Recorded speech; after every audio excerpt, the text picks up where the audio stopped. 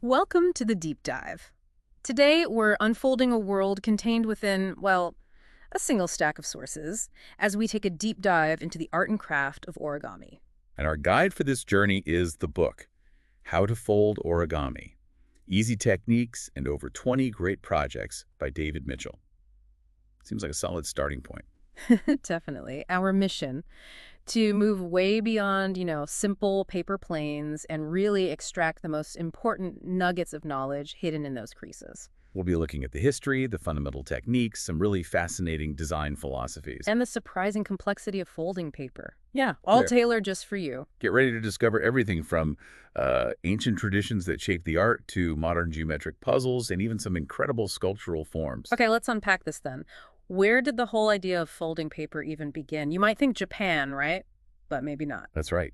According to our source, the story actually begins with the invention of paper itself. That was in China, China. Okay, when was that? around AD 105, by a guy named Tsai Lun. And it wasn't like modern paper. It was made from things like bark, rags, Rags, okay. and even old fish nets. Old fishnets. Wow. That puts a different spin on it. So people started folding it pretty quickly. Seems very likely, yeah. Paper folding probably started soon after paper was around. Early Chinese traditions used it for ceremonial stuff. Like what? Well, folding paper replicas of gold nuggets, they were called yuanbao, Okay. and they'd burn them at funerals. Uh-huh. But these weren't just flat. They were folded flat, then kind of pulled out in the middle to make them 3D. Ah, so a kind of 3D shaping right from the early days tied to rituals. That's interesting. It is. And here's something that really surprised me from the source. That familiar Chinese junk boat design. Yeah, the little boat everyone folds. It might actually be a type of yuanbao, a representation of the gold nugget, not a ship at all. No way. That changes how you look at that model completely. Right. And the source also points to evidence of non-ceremonial Chinese folding, too. Some really elegant geometric designs like the Lazy Susan or Verity's vase likely have Chinese origins. So, okay, while Japan is definitely famous for origami as an art form, the crane and all that, Sure, the suru. the history really starts back in China. It's a broader picture. Absolutely. Now, before you even pick up a piece of paper, the source really emphasizes understanding the basics. Getting started right. Yeah, it mentions projects are often graded. Beginner, intermediate, advanced. Exactly. Which tells you straight away, you got to build your skills, start simple. And this is where, for me, it gets really interesting. Paper isn't just paper. No, definitely not. The source stresses how much the type of paper matters for the final result. It talks about thick or thin, crisp or soft. Translucent or opaque. Yeah. Yeah, all these properties affect the fold. Learning how different papers feel and behave, that's part of the craft itself. Experience, really. So the paper's qualities kind of dictate how clean the creases are, how well it holds shape. Totally. And the source breaks it down into three main types for origami. First, there's mono paper. Mono, meaning one. Yeah, same color or pattern on both sides, like regular writing paper or photocopy paper. Okay, standard stuff. Then duo paper. That's got easily distinguishable sides, maybe different colors, different patterns. Think gift wrap sometimes. Got it. Two sides. And the third is irogami. This is a special duo paper manufactured specifically for folding, typically white on one side, and a single plain color or pattern on the other. Ah, so that's the classic origami paper you often see. Right. Paper folders often just call it kami. Understanding these helps you pick the right material for a specific design, especially if color changes are part of it. The source also touches on how you fold, like, in the air versus on a surface. Yeah, folding on a table or a flat surface. The book notes that's generally more accurate, gives you more control for sharp creases. Which brings us to the creases themselves. Why are they so fundamental? It's just a bend, right? Well, not quite. A crease actually physically breaks some of the tiny connections between the paper fibers. Oh, okay. It creates a permanent line of weakness. That's why paper can remember a fold. And that memory is absolutely essential for building the structure of any origami model. Okay, so you've got your paper, maybe some you know why creases matter. Now you need to read the instructions, the diagrams. Exactly. The diagrams are the language of origami. They're step-by-step visual instructions using arrows and lines. Yeah. Learning to read them is, well, it's like learning a new alphabet. And the most basic thing is the direction of the fold, right? Valley and mountain folds. Yep. A valley fold is when you fold a piece in front of the rest, towards you, like folding a letter. That's shown with a dashed line. Okay. A mountain fold is the opposite. You fold a piece behind, away from you, like folding a fan backwards.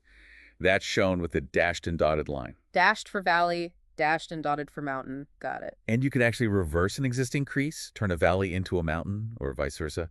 This leads to something cool the source mentions, hinges. Hinges. Yeah, if you repeatedly fold a crease back and forth, softening it, you create a hinge. It lets the paper rotate, sometimes up to 360 degrees. Oh, wow. So that allows for movement. Exactly. Mhm. Enables designs like the flapping parrot or the piranha project mentioned in the book, where the mouth actually opens and closes because of these hinges. Ah, that's clever. Linking a simple repeated fold to actual movement. It is. The diagrams also used directions like an origami compass, top, bottom, front, back. You really need to pay attention to which side is considered the front or top in each step so you don't get lost. Yeah, orientation seems key. And the pictures themselves can be confusing. The source mentions different types. They can be a little tricky at first. There are before pictures showing the paper before you make the next fold. Then after pictures showing the result of the fold you just made. Okay. And sometimes combination pictures, which show both the result of the last step and the instruction for the next one, all in one frame. Right, so you have to look closely to see what's showing what. Definitely takes careful observation. Plus, there are all sorts of other symbols. Arrows showing movement, special lines for fold then unfold, symbols for turning the paper over, enlarging a section. Is a very precise visual language once you get the hang of it. Shading often shows the different sides of the paper too, which is important with duo or irogami. So, okay, we've got the basics. Paper, creases, diagrams. How do we start building more complex shapes? It's not all just simple valleys and mountains, right? No, definitely not. This is where cue techniques come into play. One really fundamental one highlighted in the source is the reverse fold. Reverse fold sounds like you're undoing something. Not exactly undoing, but folding into the layers. There are two types, inside and outside. Okay. An inside reverse fold tucks a point or an edge between existing layers of the paper. Yeah. Think like tucking a shirt collar point under. Yeah. An outside reverse fold brings that point or edge outside the layers. The source notes that while simple examples might look similar, they're structurally different and really important for more complex models. Pre-creasing the fold line first helps a lot. Makes sense. Pre-creasing gives it a path to follow. So reverse folds handle points and edges. What about flattening out areas? That's often where squash folds come in. The source describes a sideways squash used in the Kabuto project, the samurai helmet. How does that work? Imagine you have a pointed flap made of two layers. You sort of separate the layers slightly and then flatten or squash the point down sideways. It transforms that point into a wider, flatter shape. The book compares it to taking a newspaper hat and squashing part of it sideways to make it look like a boat. Ah, okay. I can visualize that, taking a point and spreading it out flat. Exactly. Then there are sinks. These are a bit more advanced, kind of a specialized reverse fold. Sinks, like sinking something into the paper? Pretty much. It's a reverse fold made on a point that doesn't have an open edge. You're basically pushing a point down into the model's interior. The source mentions open sinks are easier than closed sinks. The shipwreck design uses an open sink, which is technically an inside reverse fold that doesn't mess with an open edge. Okay, that sounds tricky. Reverse folds for open points edges, sinks for closed points. That's a good way to think about it. They create different internal structures. Now, a lot of complex designs don't just start from scratch each time. They often begin from standard bases. Bases, like pre-folded starting points. Precisely. These are forms made with a standard set of initial creases. The source mentions the 4x4 grid base, just dividing the square into 16 smaller squares with creases. That's used in projects like juxtaposition. Okay, grid. There's also a 3x3 grid, 9 squares, used for the Dresden Bowl project. These grids set up reference points for later folds. And then there are traditional bases too, right? Specific named shapes. Yes, absolutely. Certain folded forms appear again and again as the foundation for many classic models. The bird base is probably the most famous one. Right, the bird base. Isn't that for the crane? Exactly. That's the one for the suru, the Japanese crane. But the source points out something interesting. Yeah. Because of the way the points are formed in the bird base, designs that use it often end up with 3 legs or points rather than 4. 3 legs, huh? Yeah, like the Clayons project, which is also developed from the bird base. It's an unexpected characteristic that comes directly from that starting form.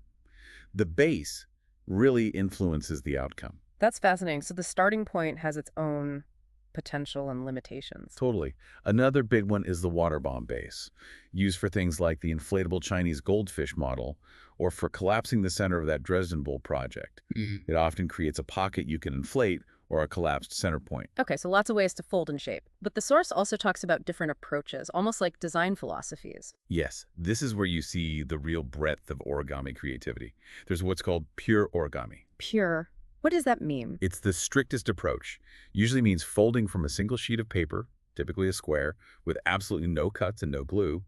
Some purists are really insistent on only using squares too. Wow. So the ultimate challenge, just you, the paper, and the folds. Pretty much. Then you have minimalist design.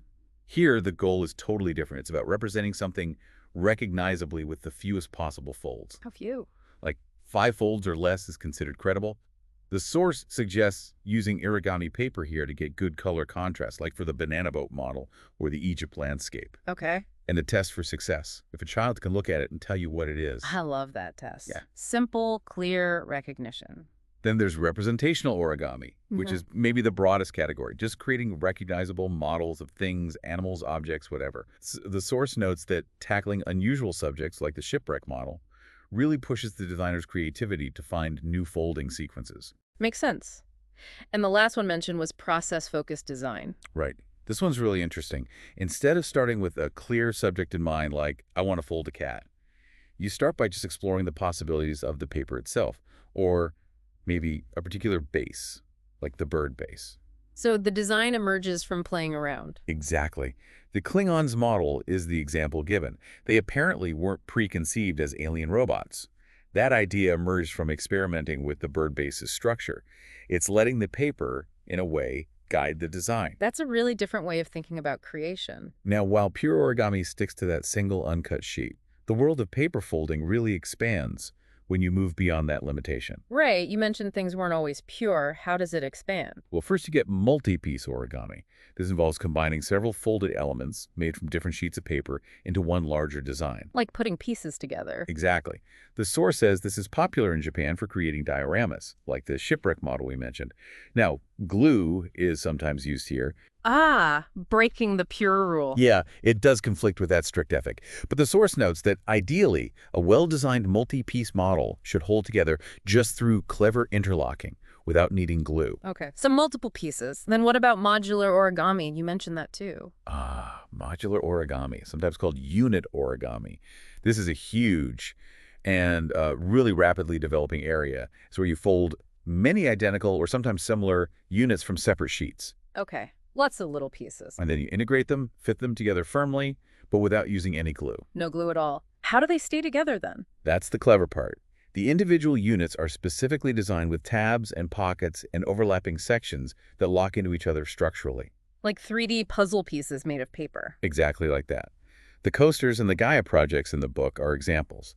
Modular allows for incredibly complex, often geometric, three-dimensional sculptures that would be difficult or impossible from a single sheet.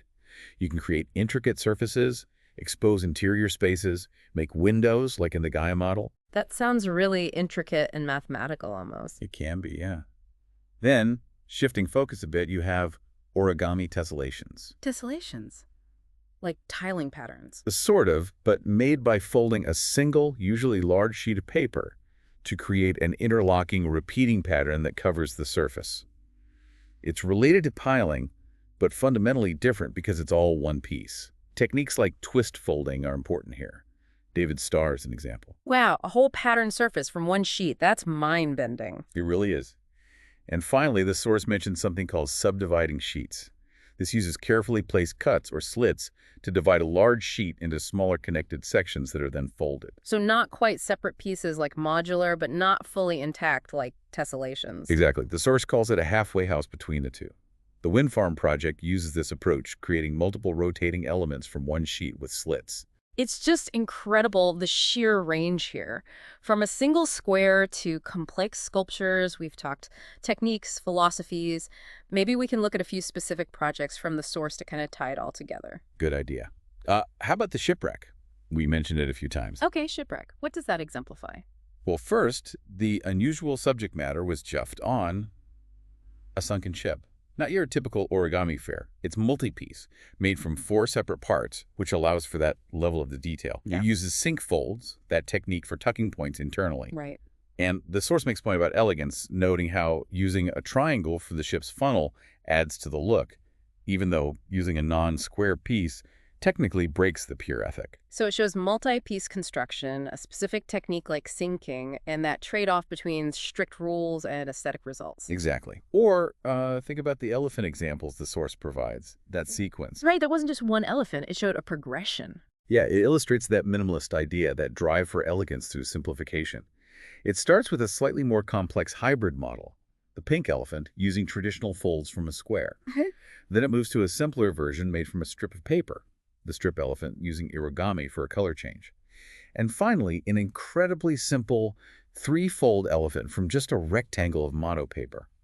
It boils the whole animal down to the absolute essentials body, a hint of ears and trunk. Wow, that's like watching refinement in action, reducing complexity down to the core idea with just a few folds. It really highlights that aspect of the craft, finding the most efficient, elegant way to capture the essence of something. Okay, one more. Gaia. That sounded really cool. Gaia is a fantastic example of complex modular origami, made from 6 identical units interlocking without any glue. The source suggests using patterned duo paper for visual effect. And you said it could change shape.